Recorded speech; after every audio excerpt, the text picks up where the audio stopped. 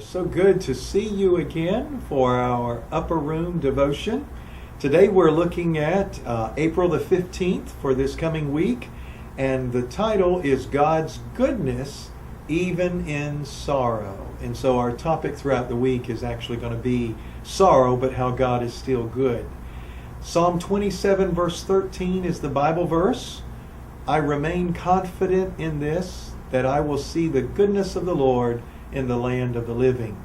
If you get a chance to read this one, it is just really good, and it talks about a couple and how that the husband was getting sick, got a little bit better, and then eventually passed away. And in the midst of that, they still saw the goodness of God.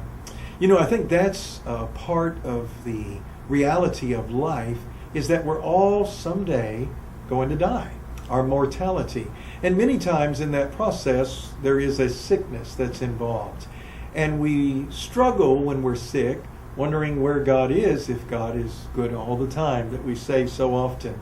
But you know, being human in the fallen condition, theologically speaking, that the bodies we have because of sin going way back to creation, that we're just in the same boat together, that eventually these bodies will die as that result. So I have 3 challenges for you this week. One is when Jesus was in the Garden of Gethsemane and praying, Lord, if it be thy will, take this cup from me, but not my will, but thine be done. There was silence in heaven. If you're struggling with silence, I challenge you, if you're not getting an answer from God, to just not give up and trust that his will would be done.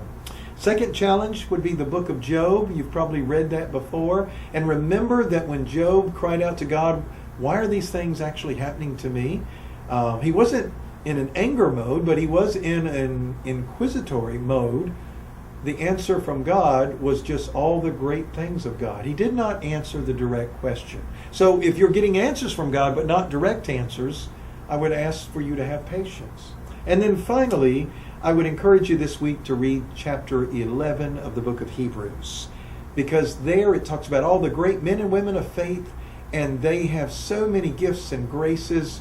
But dear friends, there are those, and I want you to catch that verse, where all of a sudden things are not good.